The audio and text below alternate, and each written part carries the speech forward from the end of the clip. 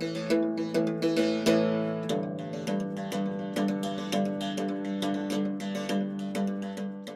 folks, welcome to DocTalk. We're going to have a great show today. It's a discussion we have every year. It's how do we supplement minerals and make sure the mineral status of our cow herd is adequate. We have Dr. Chris Reinhardt from Kansas State University with us today over in the Department of Animal Science. Stay tuned and enjoy the show after these messages.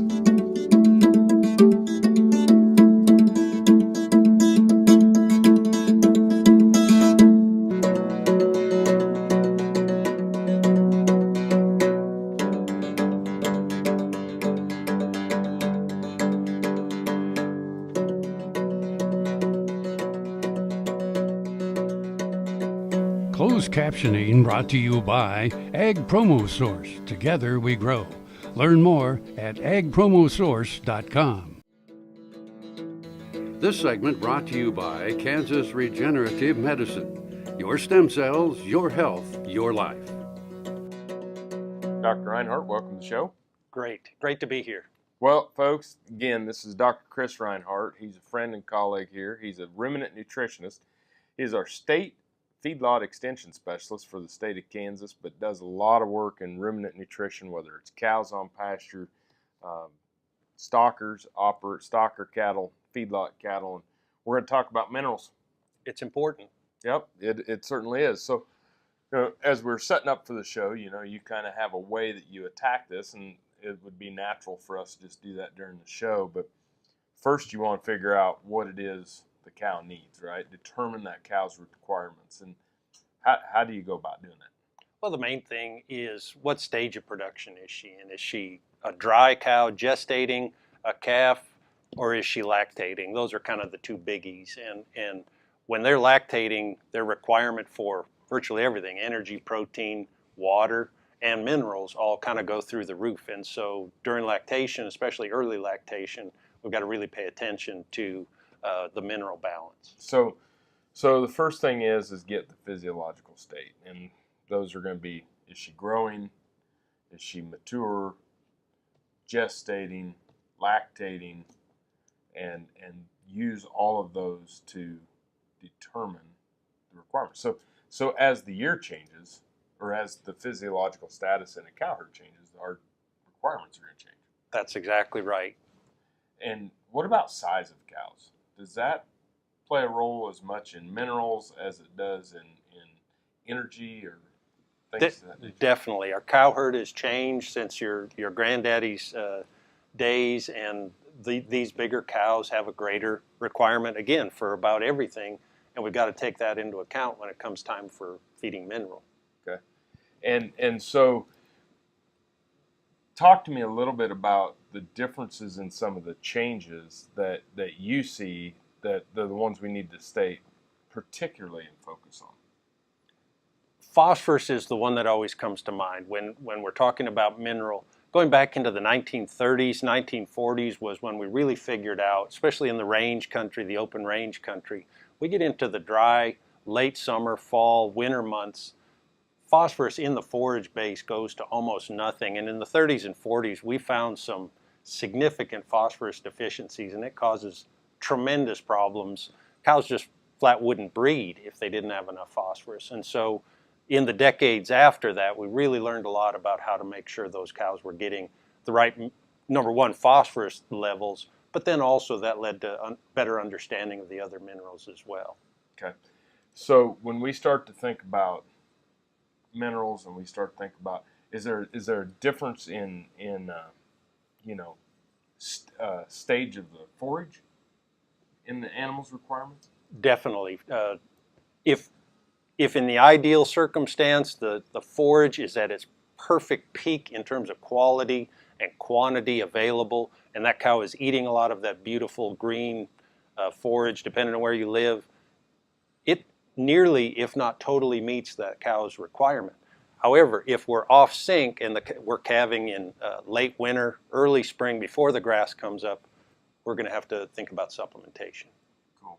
Well, let's take a break. When we come back, we're going to discuss more about determining what we need to supplement that cow with after we get the requirements nailed down, based on forage, based on feed, many different things to weigh in when you're considering mineral supplementation for your cows. You're watching Doc Talk. More after these messages.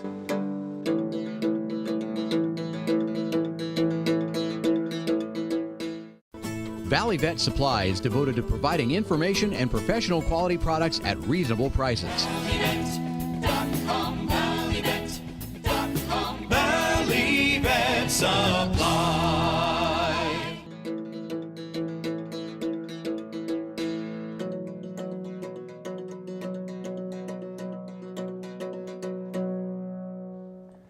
Hey folks, welcome back to Doc Talk. Dr. Dan and Dr. Chris. We're here at Kansas State University. Dr. Reinhardt is part of the Department of Animal Science and Industries, and I'm over here at the College of Vet Med. We do a lot of work together, and it's fun for me to have Chris on the show. Truly a servant leader for our beef industry and a lot of things that he does, and good friend. So let's talk about the minerals. And as we left, we were discussing, and you said, hey, we didn't get that covered well enough. Let's step back. Let's cover the cyclic nature of forages that we have in the pasture and making decisions. You think about your standing forage base, and in most parts of the country, in the spring of the year, we've got tremendous volume, but also tremendous quality. And that forage base at its peak has almost everything that cow needs, even if she's at the peak of lactation. Heavy milking cows, maybe not, but if we get her need off synchrony with the value of that grass, we have to start talking about supplementation, because after the peak of that grass, whether it's April, May, June, depending on where you live, it starts to decline in quality, lower protein, lower energy, and lower phosphorus, lower trace mineral content. And that's when we have to start thinking about supplementation, free choice minerals, however you want to work that. We get into late summer, fall, winter, and the forage quality is bottomed out. That's when we're going to be bringing in supplemental feeds, regardless of what you have available in your area. And then we have to start taking into account the mineral value of those supplemental feeds. Okay. And so, yeah, so now we're talking about, two totally different. So we have our forage base, and then if you're adding energy or protein, you may be dragging the minerals in with it as well. Exactly. Okay. So where do we go from there? I mean, so now you've determined the requirements of the cow based on the physiological status. You've looked at your forage quality and quantity, and now you're supplementing or you're not. Now what do you do? Exactly. We figure out what the cow needs. We figure out what the cow has available on her own, and then we've got to shore up whatever difference there might be in the form of whether it be free choice mineral or force-fed mineral. Seems like pretty much simple math. That's what it comes down to. When we get a curveball are things like drought, or maybe if you're calving real early, maybe you've gone to a late season calving. But drought is the real curveball, where we can't rely on what the grass normally provides, and we're going to be bringing in some supplemental feeds, maybe even midsummer, things of that nature. So how do I go about, let's say I want to find out what I have in the pasture. What's a good technique to do? Typically, your local extension office will have really good local values for that local forage base.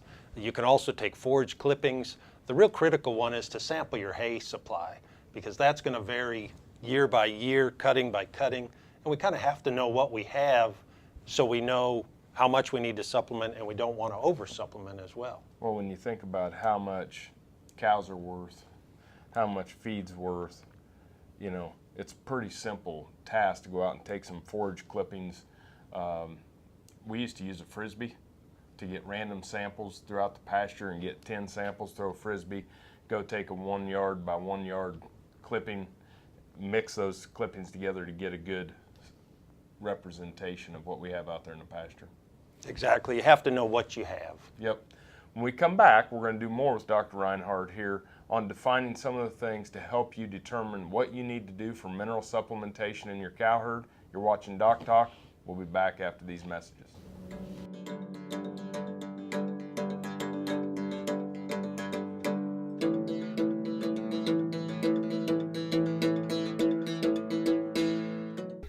Soil is the life of a farm, and for 25 years, SureCrop Liquid Crop Nutrition has helped growers produce abundant quality crops while preserving and improving the soils they steward. SureCrop offers complete soil and plant analysis with cropping recommendations, delivery direct to your on-farm storage, and quality crop nutrition custom blended for your field. Choose SureCrop for the assurance of excellence for your soil. Call today or visit their website for more information. I will take action against herbicide-resistant weeds. I will know my weeds, and I will stop them before they go to seed. I will do whatever it takes to give my crops the upper hand, and I will use multiple herbicide sites of action because every action counts. I will take action, this time for all time. The BQA Tip of the Day, sponsored by Beringer Engelheim Vetmedica, Inc. I'm Tom Knopfsinger. This is the BQA Tip of the Day.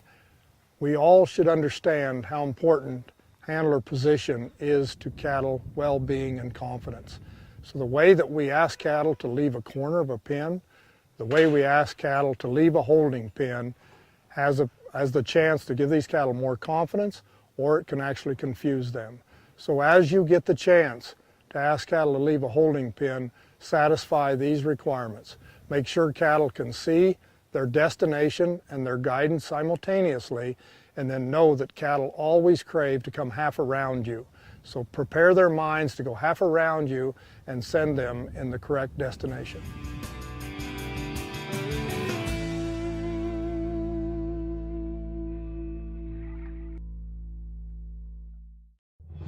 No matter where, no matter why, the Veterinary Health Center at Kansas State University is committed to providing quality patient care to animals and exceptional customer service to their owners. From routine checkups to emergency and specialty care, our world-renowned specialists and experienced professionals are here to discover, to teach, and to heal. Let us know. How can I help? How can we help? Hi, I'm Annette from Jackson's. Our annual gigantic sale will be this Saturday, where every plant in the greenhouse and in our nursery, from annual to perennial, shrub, tree, or water plant, will be half price. Don't miss our biggest sale of the year. WIBW Jackson's Greenhouse Garden Club members can shop Friday, Saturday, and Sunday when they present their membership card. They'll receive the 50% sale prices. Jackson's Greenhouse has what you need today. Support Kansas agriculture education with an AgriTag. AgriTags are available anytime at your county treasurer. They look great on cars and trucks. For more information, go online to ksagclassroom.org. Valley Vet Supply is devoted to providing information and professional quality products at reasonable prices. Valley Vet Supply. This segment brought to you by Kansas Soybean Commission. Progress powered by Kansas farmers. Folks, welcome back to DocTalk. Dr. Dan Thomson here with Dr. Chris Reinhardt. He is a ruminant nutritionist and our state feedlot extension specialist in the state of Kansas over in the Department of Animal Science and Industries. And Chris, we're talking about supplementing these cows, and we tend to focus on getting those cows through the winter, or we tend on focusing on body condition score on our cows. But there are some things that we can do supplementing the cow that would have a positive impact on calf health and calf vigor when they're born. Exactly. We do spend a tremendous amount of time on making sure that cow calves in an optimum body condition score, because of how that's going to affect the quality of her colostrum and how much she makes, her ability to cycle back in a timely fashion. But the thing that often gets neglected is the fact that that cow's milk has very little to almost no trace mineral content whatsoever. So basically that calf is born with all the trace minerals he's going to have until he goes out and starts gathering feed on his own. And so we really want to make sure we've got that cow in a good trace mineral status throughout gestation, especially the last trimester of gestation, to make sure that calf is born with an adequate supply.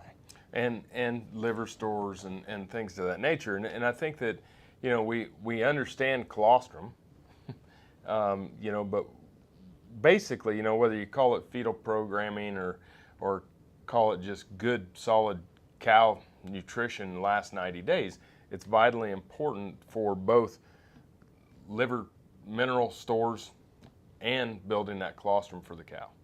Exactly. The future, the entire life of that calf is going to be determined possibly in the last 90 days of gestation. Right. And, you know, it's funny because when we were up to Cowboy College, you gave a talk on pre-calving and post-calving nutrition. And so I asked you, what else is there? What else is there? I cover nutrition during calving. Dr. Reinhardt talks before and after. It's where my expertise lies. But anyway, you know, post-calving then, you know, talk to me a little bit about, you know, obviously the calcium and phosphorus are important because of the lactation demands. That peak of lactation occurs out there, what, 2-3 weeks post-calving? Exactly. And we spend a lot of time looking at the cows, monitoring body condition, and that is absolutely vital for the future productivity of that cow. But the other thing that we can't see is her trace mineral status. And if she's even marginally deficient, that could affect breedback. And it's amazing to me because people don't understand how forgiving the cow's body is of robbing, whether it's mineral stores or energy stores to support lactation for that calf. They'll give it all up.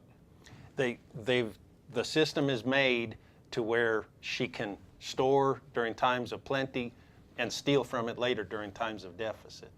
And so keeping a good watch on not just your body condition scores, but making sure you have that macro mineral supplementation there for calcium and phosphorus, especially for lactation and breedback is vitally important.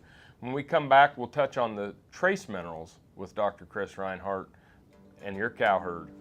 More after these messages.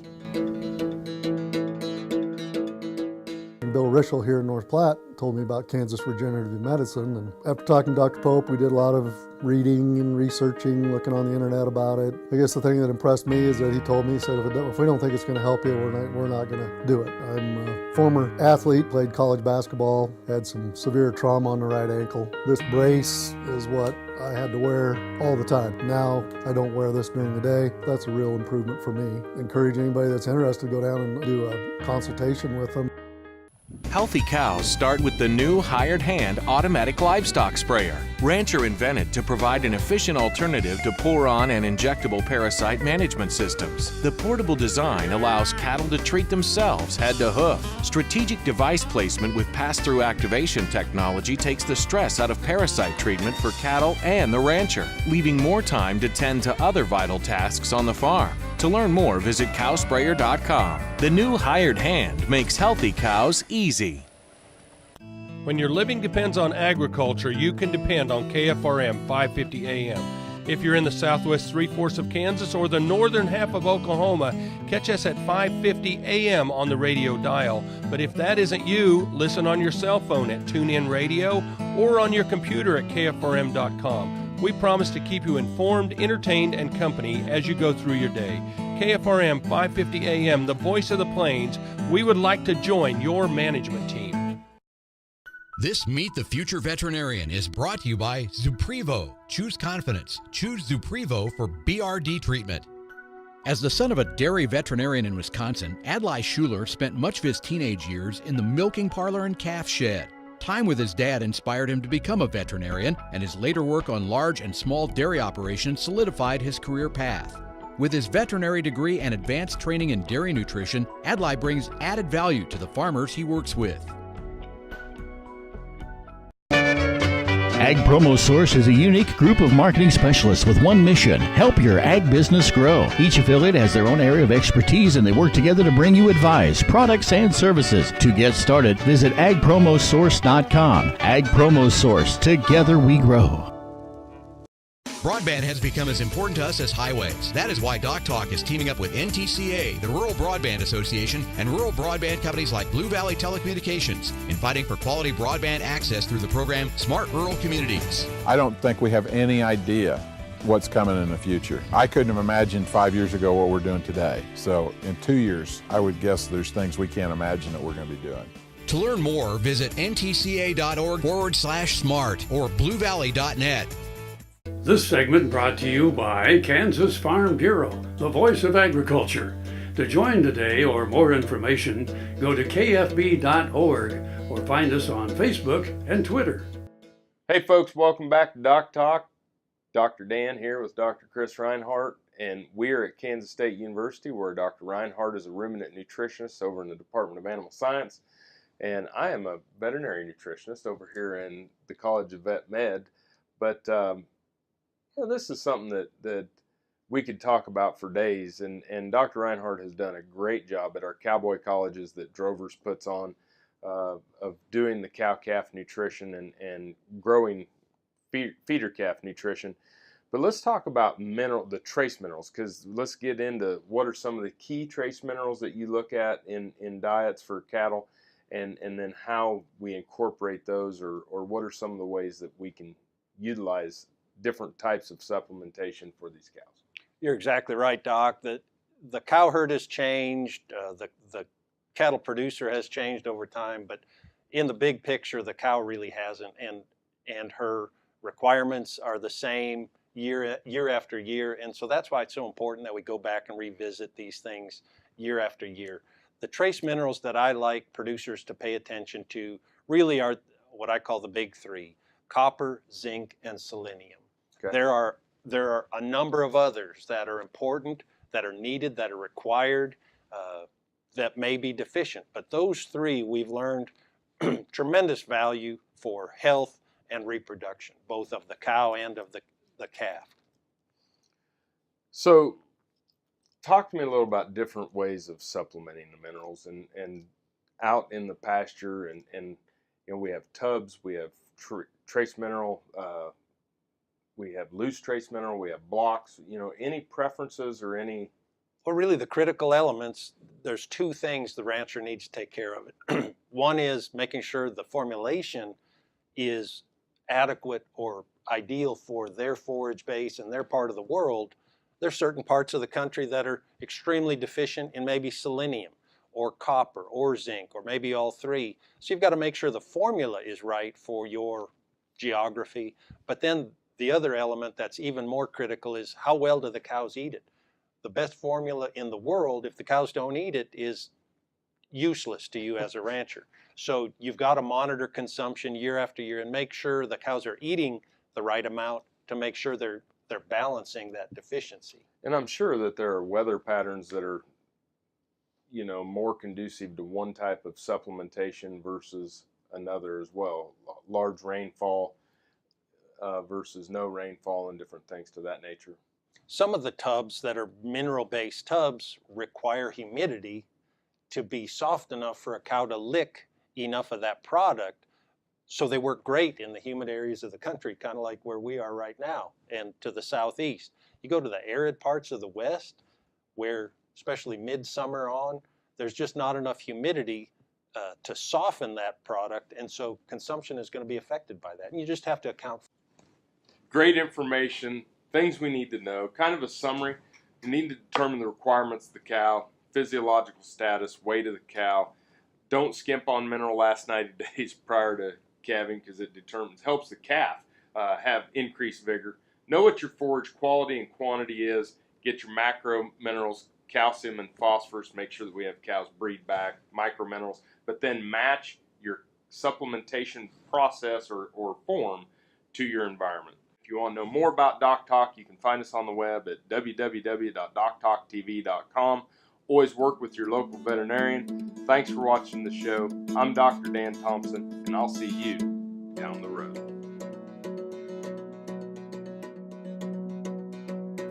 Closed captioning brought to you by Ag Promo Source. Together we grow. Learn more at agpromosource.com.